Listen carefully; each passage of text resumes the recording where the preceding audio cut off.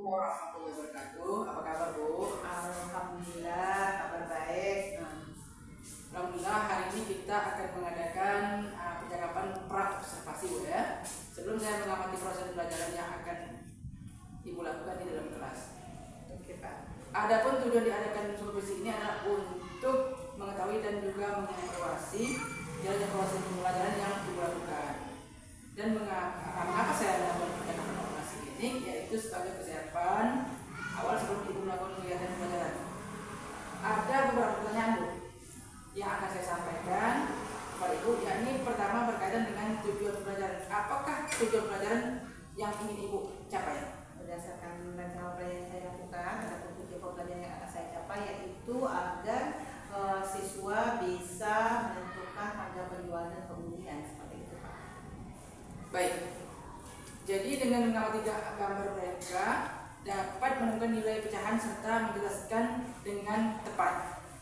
Itu merupakan tujuan pembelajaran Ibu yang ingin dicapai. Bagaimana dengan area pengembangan yang ingin diobservasi? Oke, untuk area pengembangan yang pertama yaitu sistem pelajaran yang saya lakukan, yaitu student center daripada teacher center. Dan untuk yang kedua yaitu saya akan menggunakan dua aspek, yaitu aspek pengetahuan dan keterampilan pada saat proses pembelajaran nanti Pak, seperti itu. Oh, jadi lebih mengarah pada student center Bu ya? Iya Pak. Oke. Baik. Jadi area pengembangan yang ingin dicapai yaitu sistem pelajaran lebih ke student center. Kemudian area pengembangan yang lain yaitu aspek pengetahuan yang dan aspek terapi siswa Bu ya. Nah, sekarang saya ingin mendengar bagaimana rancangan pembelajaran yang ingin diterapkan di dalam kelas dan strategi atau model pembelajaran apa yang akan Ibu terapkan. Untuk strategi saya akan menerapkan pembelajaran diferensiasi berdasarkan kesiapan berbagai siswa yang diintegrasikan dengan ASE. Terus kemudian saya akan melakukan pembagian kelompok sesuai dengan kebutuhan. Sementara model pembelajaran itu menggunakan PBL dan teori metodenya itu menggunakan diskusi kelompok, presentasi dan penugasan. Ya, jadi strategi pembelajaran yang akan Ibu terapkan yaitu strategi berdiferensiasi Bu ya, yang diintegrasi dengan sosial emosional. Kemudian menggunakan kedua metode pembelajaran PBL Bu ya.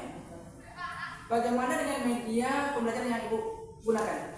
Saya menggunakan media gambar, FKPD, PowerPoint, dan lingkungan sekitarnya Pak, seperti itu. Jadi kira-kira kapan Ibu akan melakukan kegiatan pembelajaran tersebut? Saya rencana saya akan melaksanakan kegiatan pembelajaran itu pada hari Jumat di kelas 7 pada jam pertama setelah disingkat. Jumat yang pertama ya. Baik, besok saya akan datang ke kelas Ibu, saya akan support di kelas.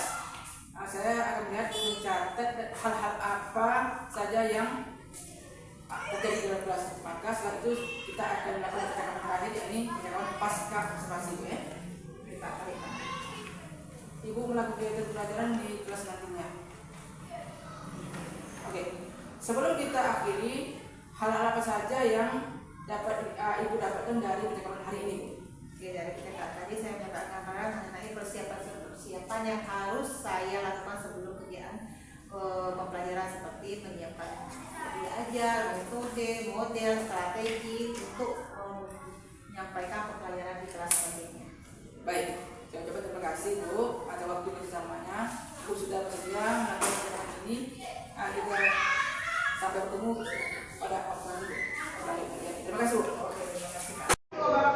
Waalaikumsalam warahmatullahi wabarakatuh. Selamat pagi semuanya. Pagi Bu. Apa kabar kalian hari ini? Alhamdulillah baik-baik semua dan sehat semua. Ya anak-anak ibu sekalian, hari ini kita akan belajar tentang aritmatika sosial.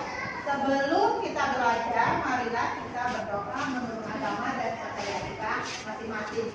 Berdoa dipimpin oleh ketua kelas, dipersilakan. Siapa? Berdoa.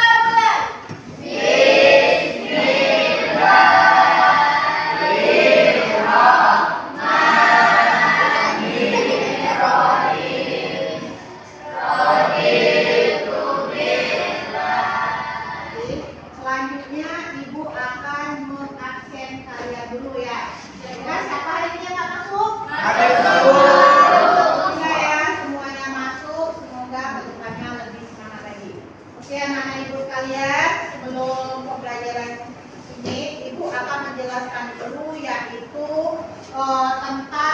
tujuan kita belajar aritmatika sosial.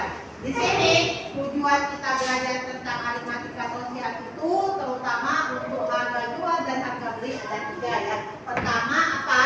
Pertama tujuannya itu peserta didik dapat menjelaskan pengertian harga jual dan harga beli. Ingat ya, pertama tujuannya apa?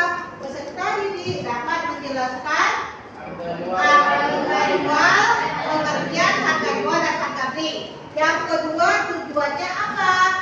Dapat menyelesaikan masalah kontekstual di dalam kehidupan sehari-hari yang berhubungan dengan harga jual dan harga beli. Yang ketiga apa? Melalui latihan soal nanti, yaitu apa? Peserta didik dapat menyelesaikan masalah yang berhubungan dengan aritmatika sosial, yaitu harga jual dan harga beli. Jadi ada 3 tadi tujuannya ya. Terus adapun motivasi kita untuk mempelajari aritmatika sosial ini adalah ada motivasinya, yaitu apa? Dengan belajar aritmatika sosial ini, kita akan dapat menyelesaikan permasalahan kontekstual di kehidupan sehari-hari yang berhubungan dengan aktivitas ekonomi. Contohnya apa aktivitas ekonomi itu? Kita beli di pasar, beli sembako, atau kalian beli makanan yang ada di kantin, itu sudah merupakan aktivitas dari kehidupan sehari-hari termasuk yang berhubungan dengan ekonomi ya. Penting? Biar lebih suasana lebih rileks, sebelum kita memulai pembelajaran kita akan melakukan ice briefing. Ada tujuan ice briefing itu untuk biar kalian lebih rileks, biar nggak tegak. Oke, silakan berdiri di samping meja kalian masing-masing.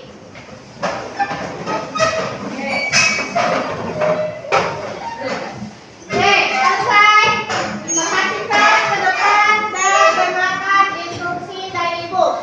Kita akan melakukan yang namanya SBB.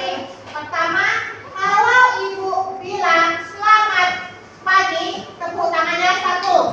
Kalau ibu bilang selamat siang, tepuk tangannya 2. Kalau ibu bilang selamat malam, tepuk tangannya 1.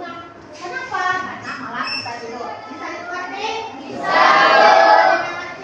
Bisa dimengerti? Coba kita adakan. Selamat pagi. Selamat siang. Selamat malam. Selamat siang. Selamat pagi. Selamat. Ada kan? Masih ada yang ulangi. Selamat pagi. Selamat siang. Selamat malam. Malam. Oke, sekali lagi ya. Sekali lagi. Selamat pagi. Selamat siang. Selamat malam. Oke, silakan duduk dan terima kasih.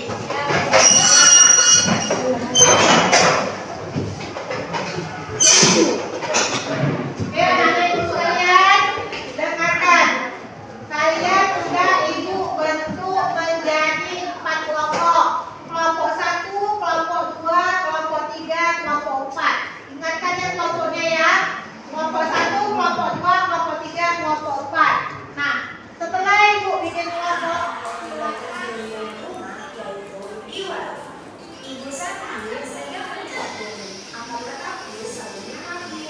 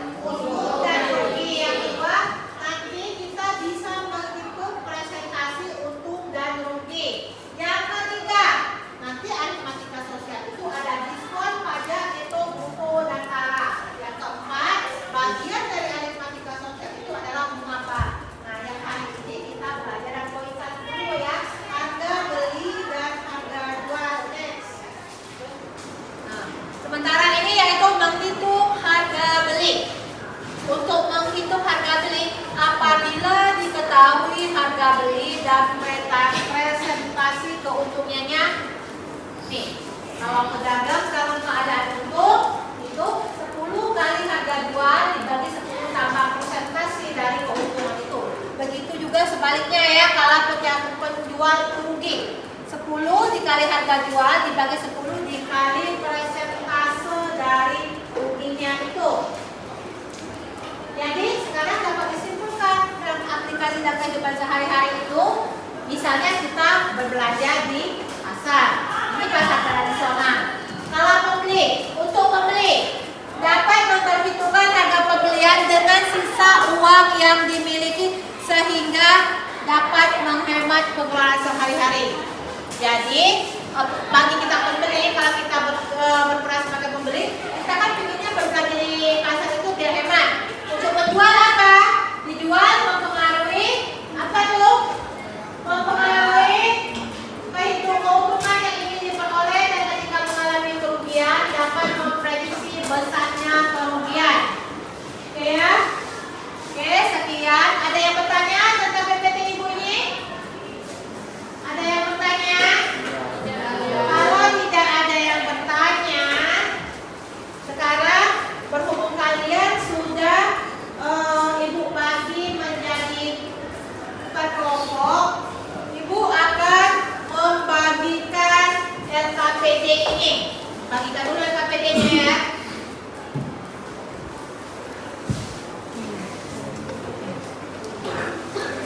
Inilah yang agak terlalu sedikit.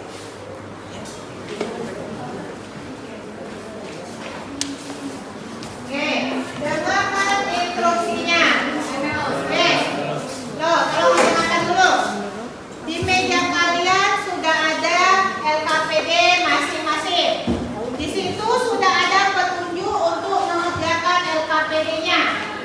Tugas kalian, silakan kalian diskusikan permasalahan yang ada di LKPD tersebut.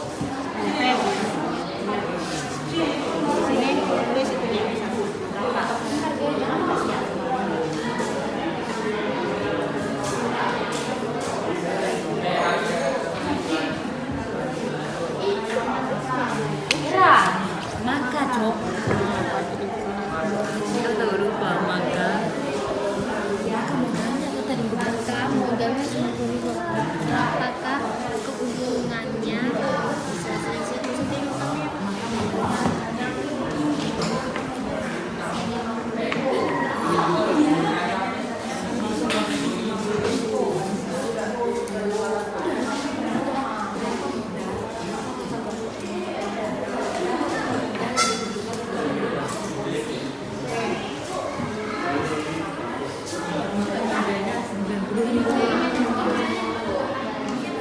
Oke, Ibu jelaskan. Ini LKPD-nya soalnya itu kan sama, tetapi itu berdasarkan kelompok kalian. Misalnya kelompok 1, menurut kelompok 1 dengan segitu berapa bayar kalian keluarkan? Kelompok 2 mungkin lebih banyak, kelompok 3 mungkin lebih banyak lagi. Kita banyak-banyak dagingnya biar enak, atau kita banyak bumbu-bumbunya enak. Berarti setiap kelompok itu beda-beda nanti hasilnya ya. Pasti beda-beda lah kelompoknya hasil uang yang dikeluarkan kan. Mungkin kelompok atas inginnya dagingnya yang banyak, kelompok Resti mungkin inginnya bumbunya yang banyak, kelompok 1 pinggulnya yang banyak. Kan beda-beda kan? Nah, itu semua nanti baru ininya. Oke, kerjakan. Silakan.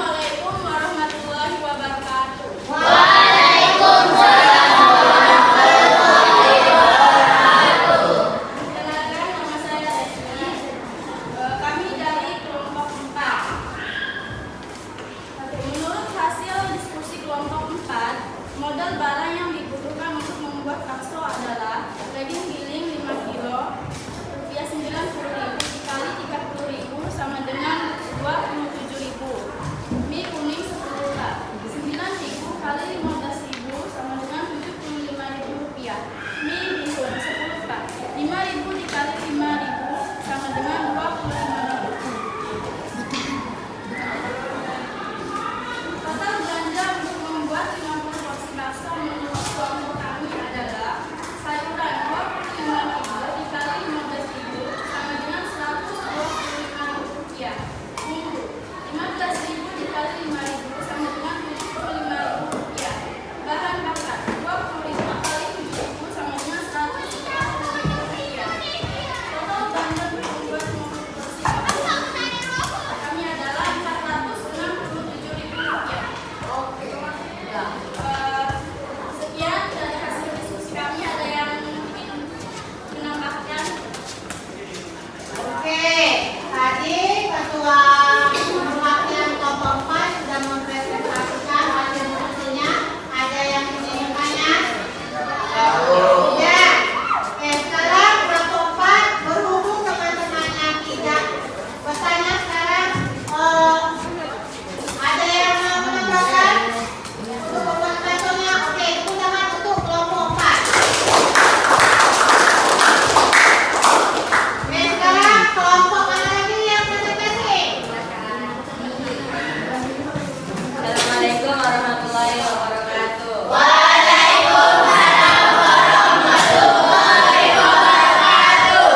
Kenalkan, nama saya Rahmawati. Saya dari kelompok 1 ingin mempresentasikan hasil diskusi dari kelompok kami. Menurut hasil diskusi kami, sesuai dengan soal KPD adalah jika daging giling 5 kg maka modalnya 90.000.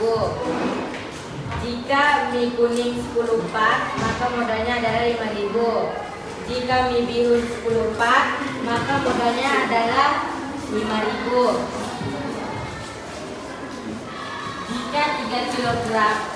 Jika sayur 3 kg maka modalnya adalah 20.000. Jika bumbu 3 kg maka modalnya adalah 30.000.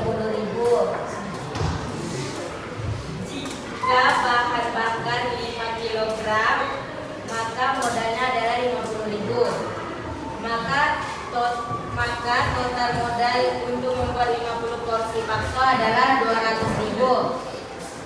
Sampai sini saja hasil presentasi dari kelompok kami. Apakah ada yang ingin menambahkan?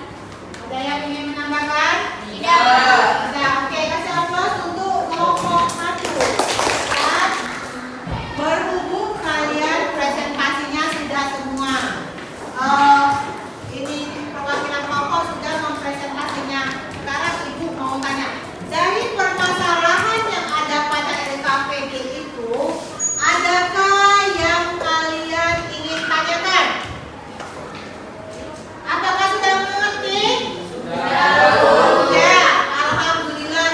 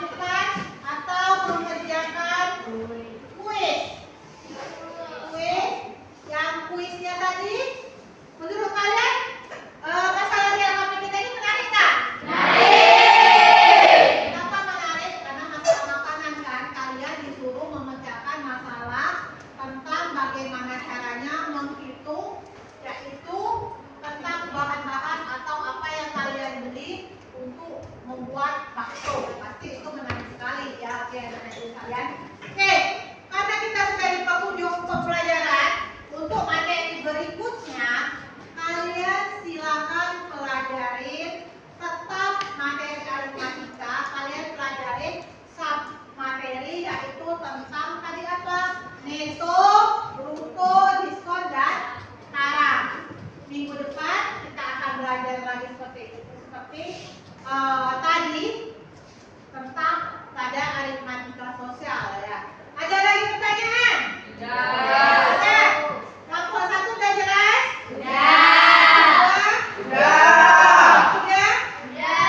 Kelompok 4? Kalau tidak ada lagi pertanyaan, sekarang ibu mau nanya. Oke.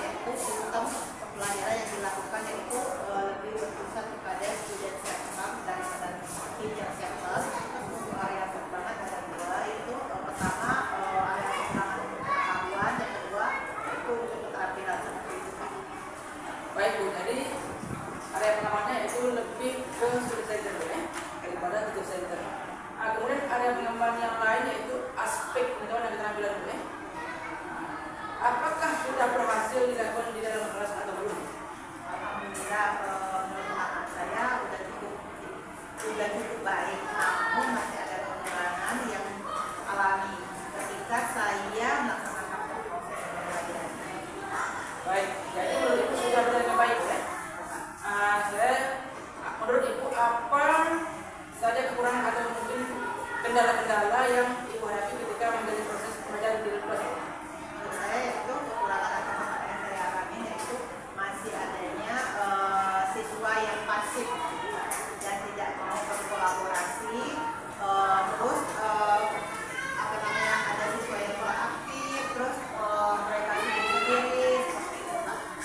Baik Bu, jadi kekurangan atau hambatan yang Ibu rasakan selama ini yaitu masih diartikan mereka hanya mengendalikan teman mereka, maksudnya mengendalikan teman mereka Bu ya. Kira-kira mengapa hal itu bisa terjadi Bu? Dan tidak mau terlibat dalam hal diskusi atau kolaborasi dan sebagainya. Mungkin yang pertama mereka belum terbiasa dengan kegiatan yang saya ingat ini. Mereka terbiasanya sendiri, tidak berkolaborasi dan sebagainya. Terus bahkan sedikit suka main, dan yang kedua itu penguasaan kelas ya, seperti itu Pak. Baik Bu, berarti ada dua faktor yang menurut Ibu ini bersikap pasif yang tidak terbiasa melakukan di kelompok, sehingga ketika dikelompokkan mereka tergantung pada temannya saja, maksudnya bergantung itu.